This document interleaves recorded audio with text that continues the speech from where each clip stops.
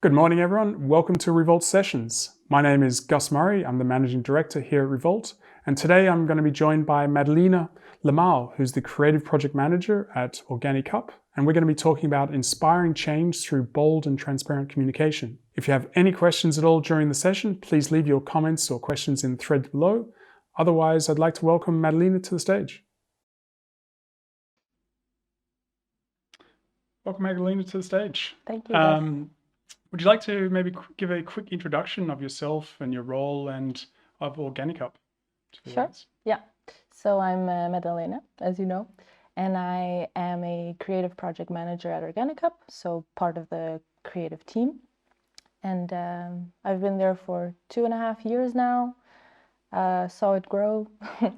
And yeah, my role, or rather the creatives team's roles, are very all-encompassing in such a small company. Still, we're about 20 people, so we do a lot of copywriting, a lot of visual communication. We do also our impact strategy, product development, so that there's a lot of creative things going on, but then also the impact sphere of it. And I work more specifically with copywriting, social media, anything that is customer-facing communication, and our impact collaborations. A bit of everything. Perfect. And can you maybe just for the audience give a quick overview or introduction to OrganiCup and like the purpose of the brand and the company? Sure.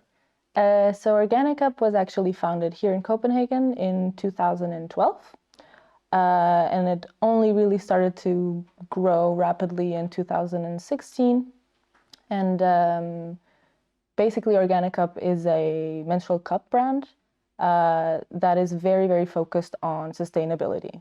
That's sort of like what differentiates us from other brands, because we have this like impact mission very set in stone, and then everything we do kind of aligns with that. And the product, of course, is very impact driven.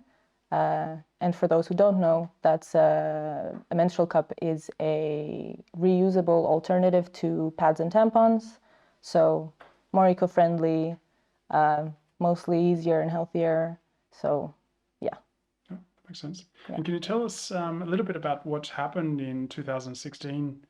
Like why, after 4 years of operating, like what happened and changed? Yeah, I think that was around the time where the founders saw that, this had a great potential and it needed to happen in a more serious way. So that's when everybody kind of went full time on it. And then they brought in our current head of commercial and co-owner, who was, a female with experience in the beauty industry, who could take it to the next level, because it was actually founded by two friends, who found it insane that no one knew about this better alternative for something that is so natural and that, is part of life for half the world's population. And so that's when they said, okay, we're going to take this to the next level and try and make something good here and impactful and big, because now it's international, of course. And can you tell us a little bit, you guys have quite a, like, I wouldn't say unusual, but different approach to your communications and how you communicate as a brand. Mm-hmm. Can you share some of the, like, the way you communicate and how that has impacted sort of the brand? Yeah, I think the way we talk and the brand is it's kind of what makes the brand, right? Like communication is a little bit how you show yourself to the world.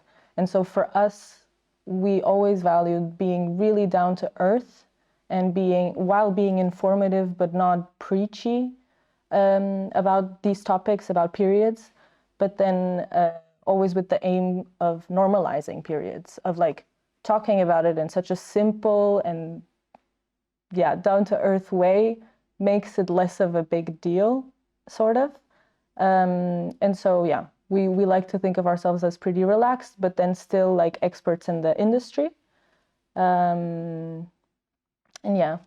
And do you guys see yourselves as a feminine hygiene brand, or do you see yourselves as, like, how would you describe the brand OrganiCup? I think we've in the past always said that we were a menstrual cup brand. We try to, stay away from defining things as feminine or non-feminine, especially nowadays. Like we try to be very accessible and like gender neutral, and stay within that space. Like we're working with periods. Now I think we see ourselves as more of a sustainability brand, with an impact mission. So yeah, it's a little bit bigger now in our heads, and that's also how we try and communicate things. Does that make sense? And today we want to talk about how brands like yourselves can use more bold and sort of like transparent communication towards their end users or their customers.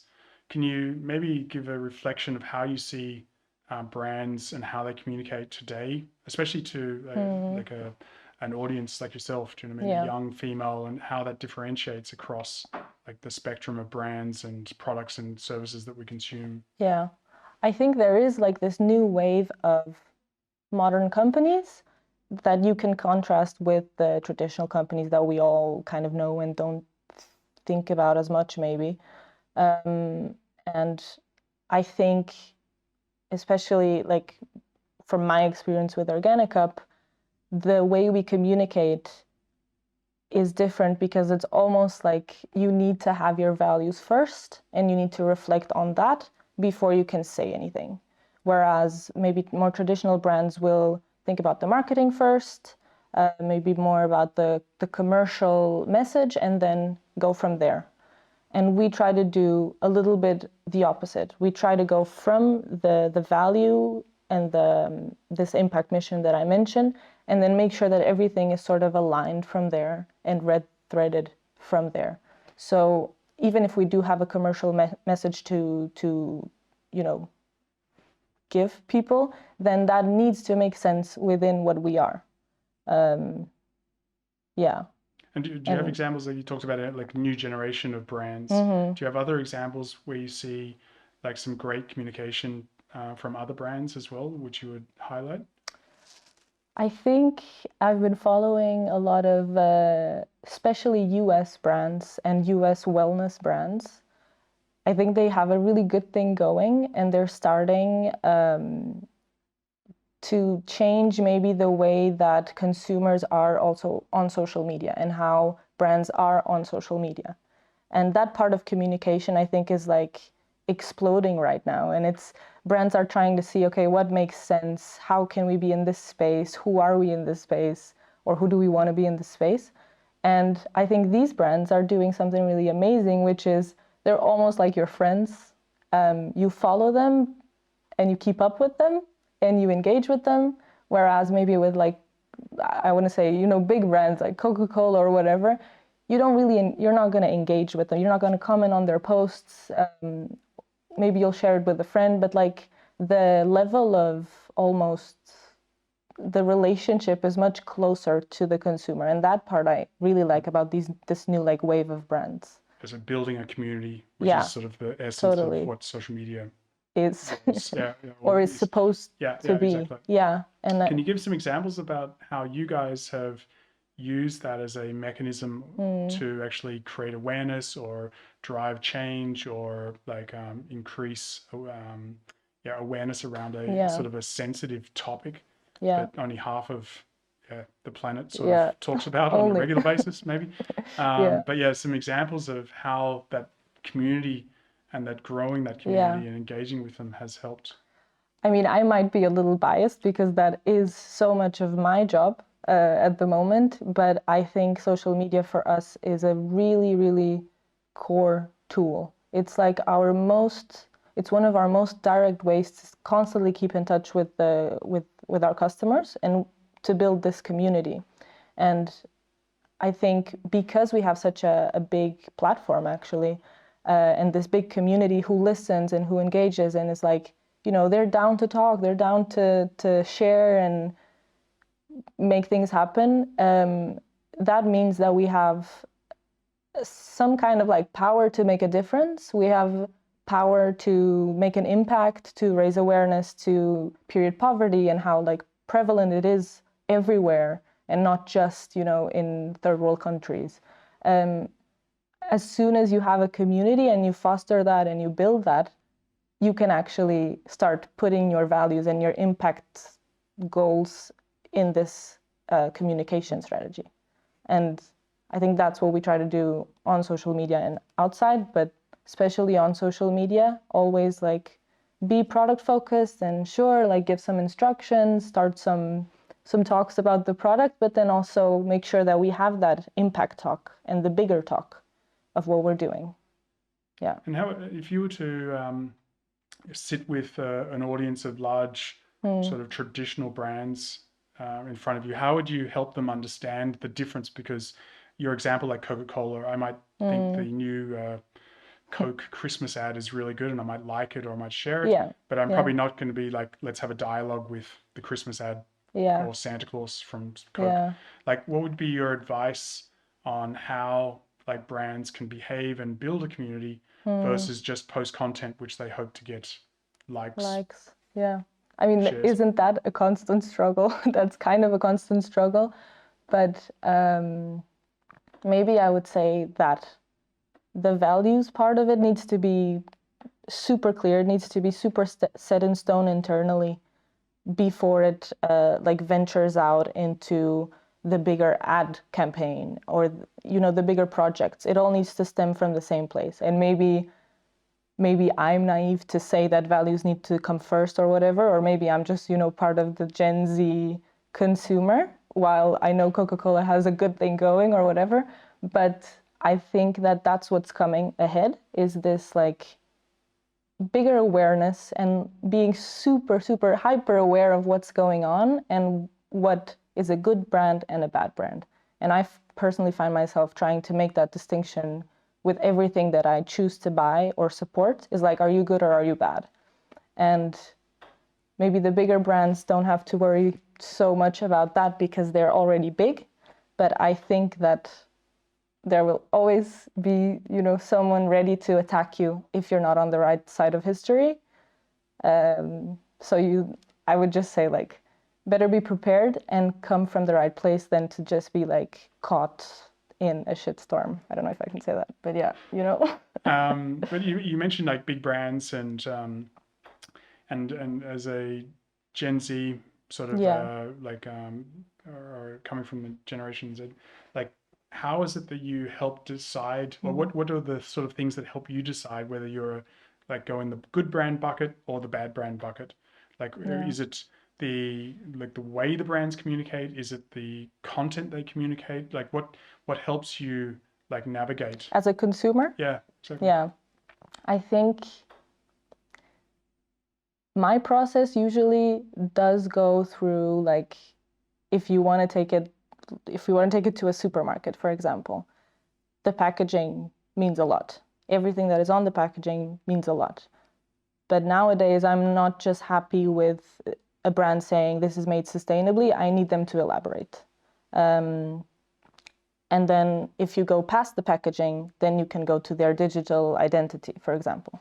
What else are they doing? Are they supporting any communities or any causes with all the wealth they're making? Are they trying to like better their local community? Are they trying to change something with their brand? Because I don't know, yeah, for me especially, and I can only speak maybe more on my consumer habits and the OrganiCup community that I see, that matters. That will matter if I buy a t-shirt even. Yeah. So, yeah. And how does OrganiCup like do some of these things? Like you talked about, like one is the packaging itself, two, the labeling of like the package or the contents or the box or whatever it comes in. Like, how are you guys addressing some of these things? I think we try to be really simple in the way we speak, and that is not only to make it really accessible to understand, but also just to, like, again, normalize this like really foreign concept of a menstrual cup. So that's like product wise, we try to just, you know, cut to the chase. There's no what's another word for this? There's no nonsense. We just need the essential. We need people to feel safe. So that's the product side.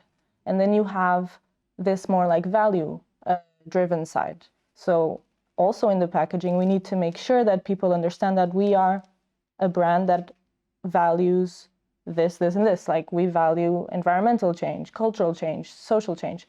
So that needs to be in the packaging too, for example. And there also needs to be some sort of like invitation for the people to come into our community, so that they can understand that it's more than just that cup in that package. You can actually maybe access this website or follow us on social media and enter this bigger thing.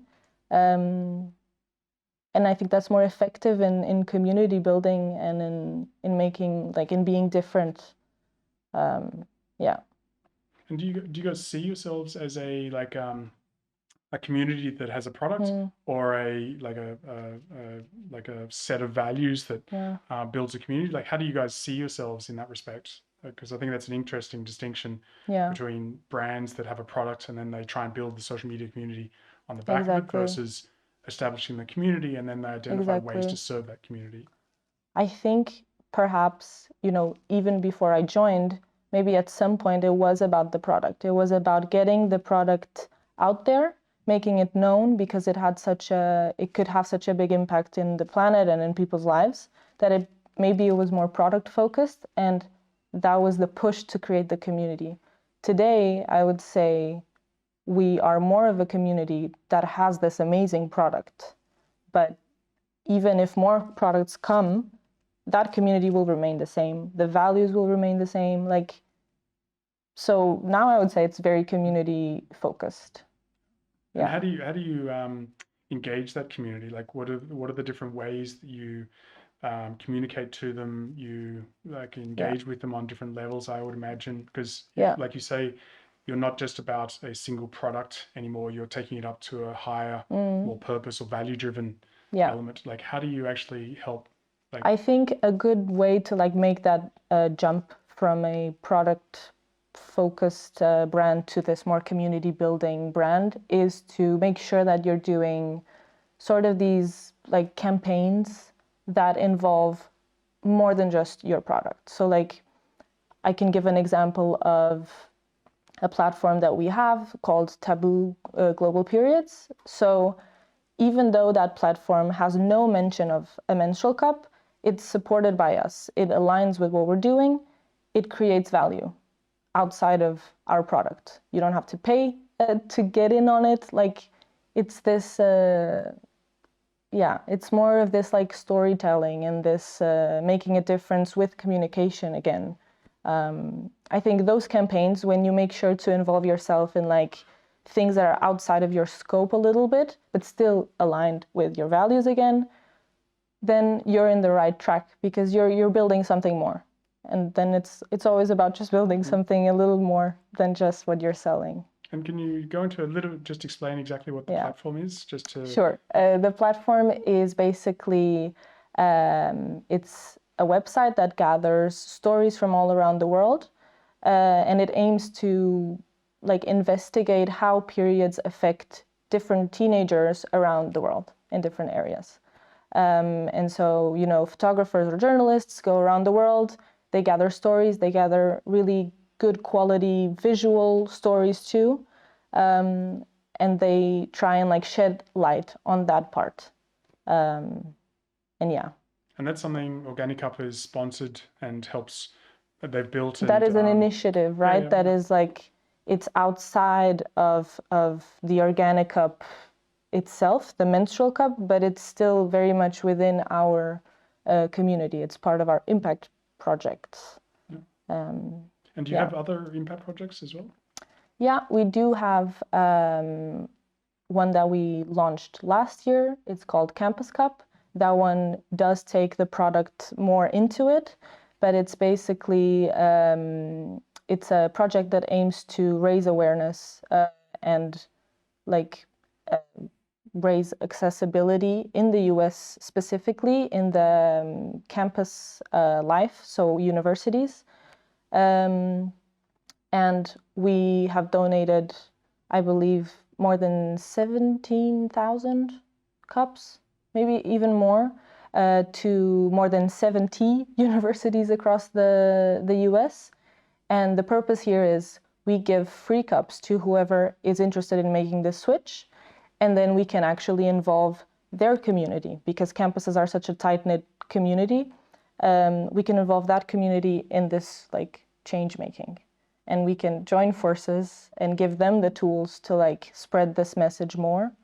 And yeah, the product is very much there because that's like the vehicle to start these conversations, but then it's amazing what that can do, because suddenly the staff is organizing events around periods in a space where no one had ever spoken about periods. So then you start to like show the importance of talking about periods. There are people who are interested in talking about it. And that's sort of what we want to do. We want to like kind of open the eyes across the world. Yeah. That's a bit lame, Create a but dialogue, yeah. basically. Yeah, exactly. Oh, cool. And are they the two main initiatives or impact initiatives? Right now, they're the ones that we focus on, and you know, there's a lot of resources that go into that. But then there's also the continuous NGO partnerships. So we have, you know, a bunch of partners across the world who receive either continuous or like just a one-time donation, and we try and like vet them and see if they fulfill our criteria. And I almost want to say we say yes to most people, and we just ship out a bunch of cups if we know that they can handle the cups, they can explain the cups, the usage of it and the safety of it properly, and they can follow up with the communities.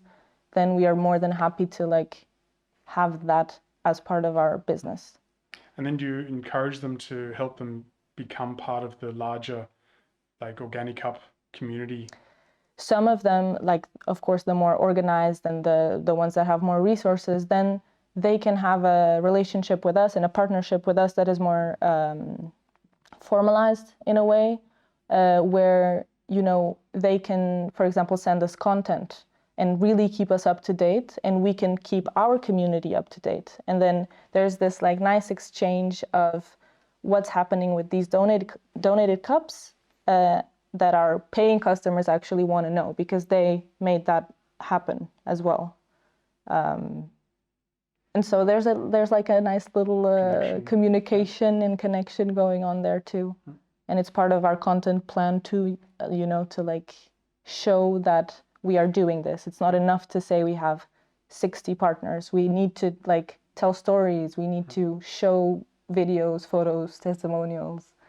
Yeah. It's an interesting, like how important would you say media and storytelling and communication has become now as a brand, especially as a like a new generation brand coming up, speaking to the younger demographic or the Gen Z, or how important is that to be a part of the strategy in terms of media?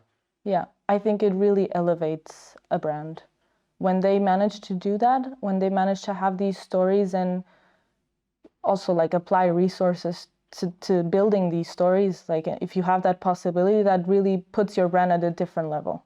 Then you're not just the cup brand, and we are not just the menstrual cup brand, or we like to think we're not. I would say that's really important. Yeah. And what about in terms of, like, you talk a lot about the community. Have you guys used the community for creating good outside of the OrganiCup context, so to speak? Have you seen the like the community itself self-organize or take up like discussions or create awareness in places that you guys haven't seen or been part of? Yeah, I think we see that every day, honestly, like in our little partnerships inbox. Constantly people are, you know, they are teaming up and they are coming up with all these ideas.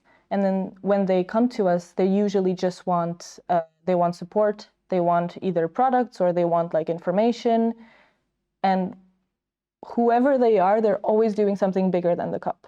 They're always, you know, either doing webinars or workshops or school drives or charitable like initiatives. I think we see that every day in our inbox, and I like to think that our community does like take it to a next level, even on social media, and the way they talk about the cup. Like if they buy a cup in a shop, they go home and they feel like sharing it, then they're not going to just talk about what the cup does. They're going to go further. They're going to say, my periods are, I don't know, really painful. How are yours? And then that's like such a big conversation starter that would never have happened if they just bought a tampon box of tampons. And do you think you guys are in a, like, looking at all the brands and products that we engage with on a daily basis or buy or consume, do you think you guys have a special position in some respect that you're tapping into a very sort of like taboo, or not really taboo topic, but a topic that is not discussed that much openly between, like, in a public forum? Yeah. And compared to other products, like you gave example of Coke, where it's like, okay, we all talk about Coke, but it doesn't have the same, I don't have the same relationship to Coke because it doesn't affect me personally as a female in terms of like, and some of those societal and cultural elements, which like you're empowering some of these girls that must be like using your product in that respect and having a platform to communicate on versus just being told that, okay, that's something you buy from the supermarket. And I think it is a taboo. That was like absolutely the right word still, unfortunately. And I do think we feel the difference of being this kind of brand or versus I don't know, a t-shirt brand or a clothing brand or something like that, because there is that element of the taboo, but it also makes us who we are as a brand, because that is such a big part of what we want to counter. So I can't see ourselves like without that big part, because it's still so prevalent. There's so much work to be done. Yeah, I really see the difference between being traditional versus more trying to destigmatize something.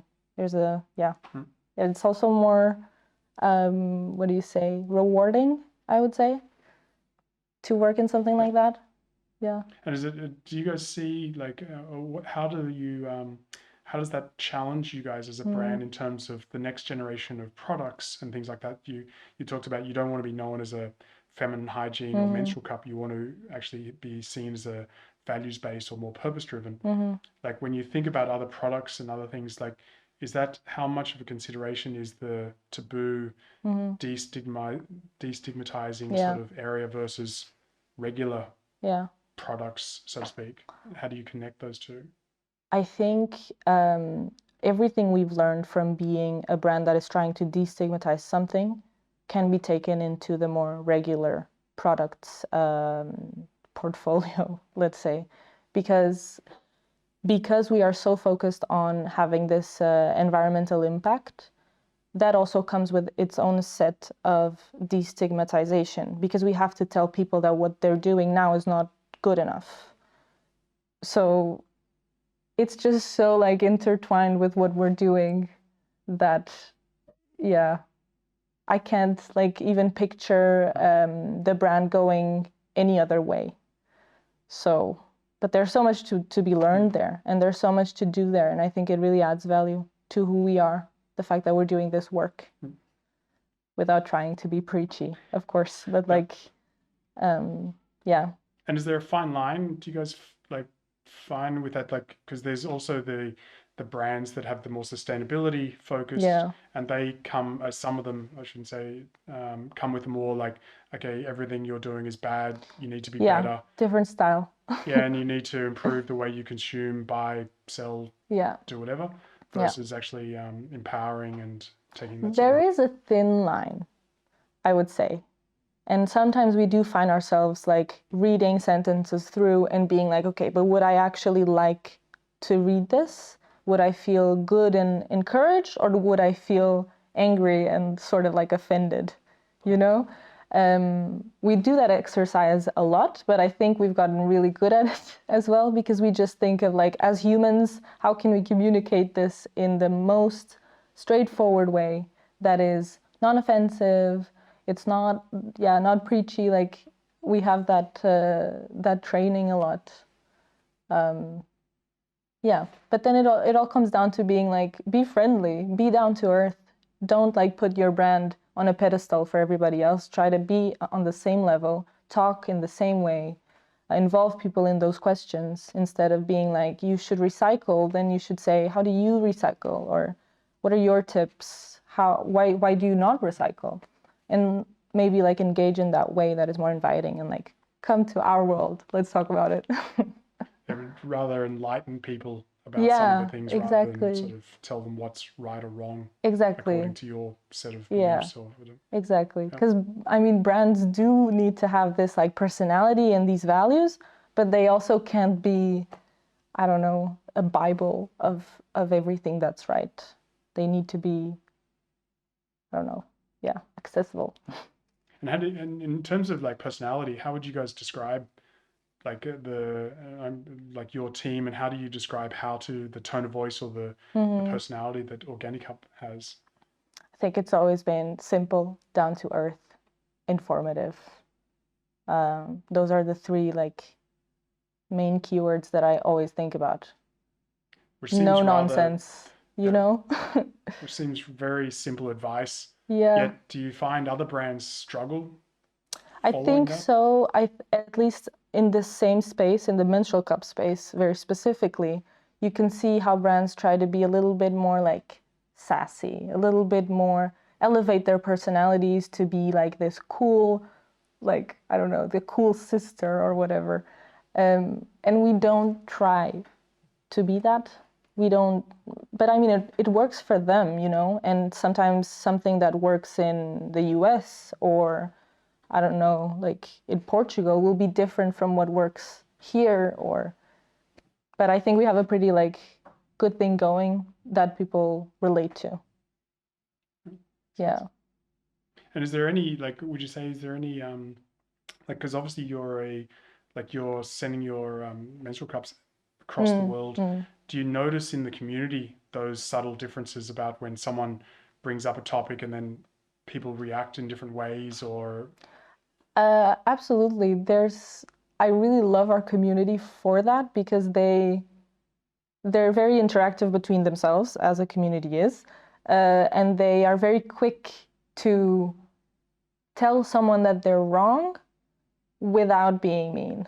So like if there's an ad, for example, that we put out there and it shows blood, you know, it's red, it's aggressive for some people don't want to see that. So they are very vocal about it. They're like, why is this here? Stop it, you're doing this wrong. And then our community swoops in and they're like, why are you uncomfortable with this? This is your natural bodily function. This affects everybody. Like, don't you think this should be the way that it is? Like, so I like how they swoop in and change people's minds. And the same with just classic, like, instructions of the cup. If someone can't make it work and they express that online, there's always someone ready to help and be like, hey, I actually did this and it worked, or try this. So that's a community. That's how you know you have a community going, is when they're helping themselves, between themselves. Yeah. So just in terms of wrapping up now, and also if anyone watching also has any questions they would like to ask, please put it in the thread down below. But more when you're thinking about how brands behave and like we've talked about different examples, what would be your like best advice for brands in terms of how they communicate and engage and sort of start the process of building a community? Best advice. That's a hard one. I think I would have to go back to this very like core work of sitting down and first deciding on what are you trying to do here? Like, okay, you have this product, but what are you trying to do? And if you don't have that, like if you have zero answers for that, then maybe you need to think a bit further, or you need to find ways to incorporate those values and those things that go past the product internally first.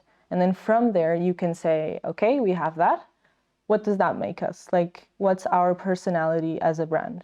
Are we the cool sister that is like super sassy? Or are we the friend? Or are we very neutral? That's also a possibility. You don't always have to like shout and scream. You can also just be. It's very hard to give advice in terms of communication. But then once you know who you are and how you would characterize your brand almost as a person, then you can take it to like communication, very like word based. You can even have like a list of words that you always come back to. I've said down to earth so many times right now. Like that's part of our list. And then from there, you can kind of see like what works as well. You can work it out with your own community too. You can adjust the way you speak. Your own community can also correct you if they're not really digging your style. They mostly will tell you like, what do you mean? And then you know that next time maybe you need to phrase it differently. So that's like super concrete advice, but I think it all starts in this like inner work, and then you can build your personality as a brand and stick to it across all channels and packaging and everything. Yeah. That sounds great. Mm. All right. But thank you very much for your time. Thank you. Madeleine. It was a pleasure. Yeah.